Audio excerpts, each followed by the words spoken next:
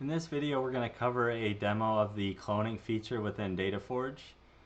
We'll go through the actual setup process to make the clone available. We'll walk through how to actually clone configurations, and then we'll review the results of what actually happens when you clone a group within DataForge. So if we get started with this example set of sources here, I have 5 sources, 3 of which are kind of just fact tables, customer, product, and territory. And then 2 of my sources are coming from this AdventureWorks sales database. And the idea with the clone, again, is that I already kind of have this existing data model. I have logic built out with rules and relations within this number of sources. And it just so happens, right, that then I have another database or another system, another source connection that essentially has the same or very similar data for me to work with, and the same types of logic apply. And so what we can do with cloning is basically group this set of objects, clone them or duplicate them, and then repoint the cloned set of objects to this second source connection, if you will. And so it just gives you a huge leap forward in not having to rebuild a lot of your logic that you've already spent time doing. So if we're looking at our sources here, like I said, in sales order detail, I've already got some existing relations and rules built out to point to both the other AdventureWorks sources as well as my fact tables. And then I've also got a couple outputs that are set up to actually publish that sales order detail data. Specifically, these 2 in this example are just writing to Delta Lake. It could be any output. It's agnostic of the output connection here. So if we look at the 2 different outputs, they're essentially the same at the moment. And the difference between these is purely just to show you an example of what happens during the clone process. So what we'll end up doing is assigning a template to this AdventureWorks sales order detail output, as well as a group. And what will happen then is when the clone starts to actually run the clone of these outputs, because there's a template and a group assigned to it, we'll actually clone the entire output. So we'll end up with a third output for the new group versus this multi-company would be more if you're going for basically like a one big table style output. And what would happen is, because I haven't assigned a template or a group to it, when the clone runs, we're actually going to end up with another channel as opposed to a full new output. And so as we clone more and more, you'll just end up with more channels within this output, versus the other setup where you assign a template and a group will clone the entire output and point to the new source that's cloned as well. So the first step in kind of setting up your environment to be able to clone is actually just setting up the group and the name templates. So you learned a little bit about these in this training. And so if we start with groups, we'll create a new group and we'll give it a name. And in this case, I'm just going to call it Company 1.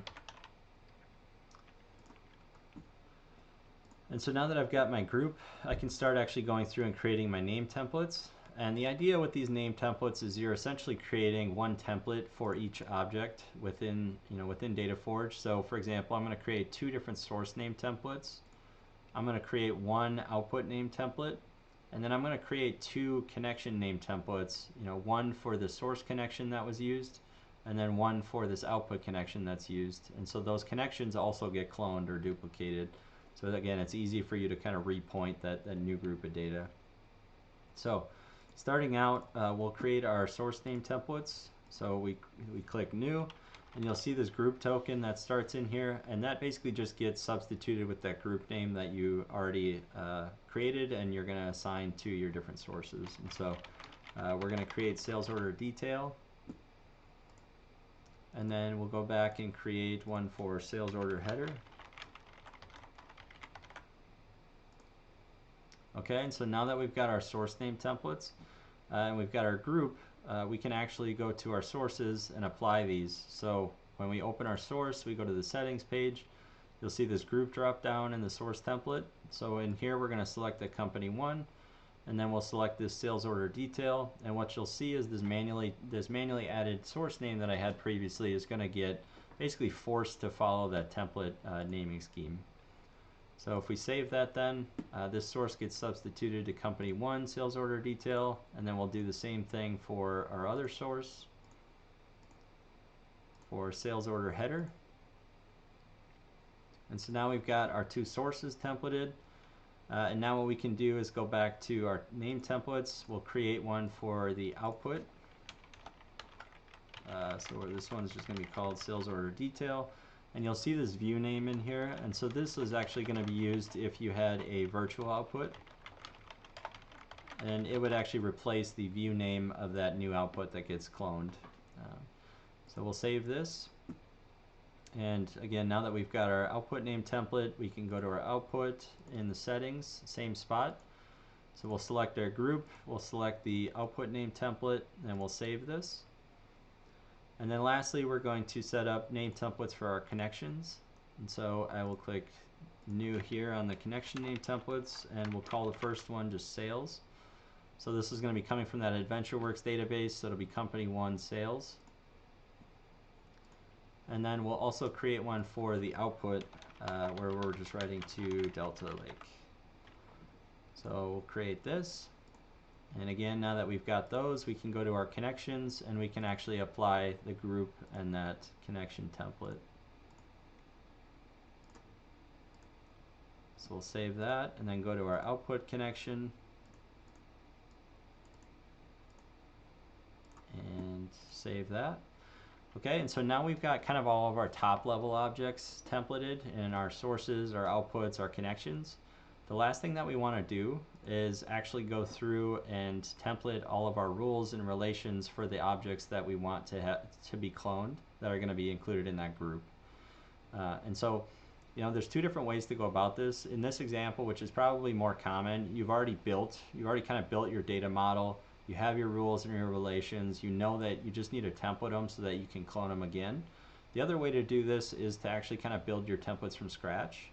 And so you'd be able to create your rules and relation templates in here and then apply them to your sources, as opposed to converting them from your source and then applying them elsewhere as needed. So to kind of put that in practice, if we open our first source here, we've got a number of relations, and so we're going to basically convert each of these relations to a template. And then we'll go to our rules and we'll convert these to templates as well. And so we're going to open each rule, click this convert to template. It's already going to have that same source populated, so we just need to hit test and save and apply.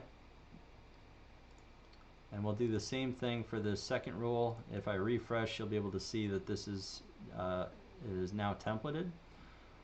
So again, since I'm now in this rule, since I'm pointing to a fact table, and that fact table is not templated, it's just another source within DataForge that's not part of this group. I don't actually need to do anything with this, so I can just hit convert to template, test, save and apply. Same thing as the first rule. Now where this gets different, again, if I refresh, you can see that's templated. Where it gets a little bit different is when you actually start using those relations that we just converted to a relation template. So originally this was not using a relation template, it was just a direct relation between sales order detail and sales order header, which you can see here. So when we use this convert to template button and we hit test, we're going to get an error. And we can actually see within the error, now because we're pointing to a source template, we actually want to replace our source container with that template name that we're pointing to. So now we're pointing to that sales order header source template, and the rule is valid. So we tested it, and now we can save and apply that. Okay, so now all of our rules and relations should be templated in sales order detail. And lastly, we're just going to do the same activity in sales order header. We'll convert our relations to templates.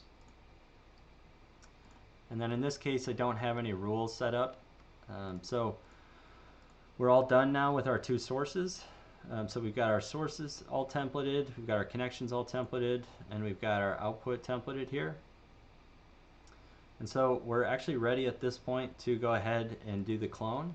So how you're going to do that is you're going to go to that template menu, you're going to go to groups, and there's two ways to do this. Both achieve the same thing. You can do it from this menu here and do clone, or you can open the group you want to clone and hit this clone button. And in this case, we'll just call it company 2, and we'll hit clone and save. That's going to take us to the project import, where we can then see a new record that's happening here for this clone. And then, eventually you'll hopefully get to the successful status, and that's how you'll know that that clone actually went through. And then similarly, you'll also have these logs in here, so if you needed to look at how many objects, etc., were actually cloned, or if there was a failure, you would be able to open those logs and see what actually prevented the clone from going through. So now that the clone is actually done, if we go back to our sources, we can actually see those two new sources that we created based on that clone process. So we've got our company 2 sales order detail, company 2 sales order header, and if we open up our sources, we can then also see those cloned relations and cloned rules. So again, we're just basically duplicating all that logic. And now that they're applied to templates, we can manage across both groups or both sources in one set of expressions in these rule templates or relation templates. So the last thing that I want to show you is from the output perspective. Again, we can see that the output that we assigned our group and our template to, this was essentially the full output was duplicated or cloned here. And it was basically repointed to that new source that got created as part of the clone. So now it's pointed at company 2 sales order detail, all the same attributes. Also still pointed at Delta Lake. This time it's using that duplicated or cloned connection. And then lastly, we have that multi-company output where we did not assign a group and a template to. So what happened is, as that new sales order detail source was cloned, that basically gets attached here as a new channel. So that's how the cloning feature works within DataForge. It's extremely powerful. In this example, it was very simple in that we only had a few sources and an output that we were cloning. But as you're developing in DataForge, as you have more complex data models, this can really save you a lot of time and energy in not having to recreate logic and apply it over and over.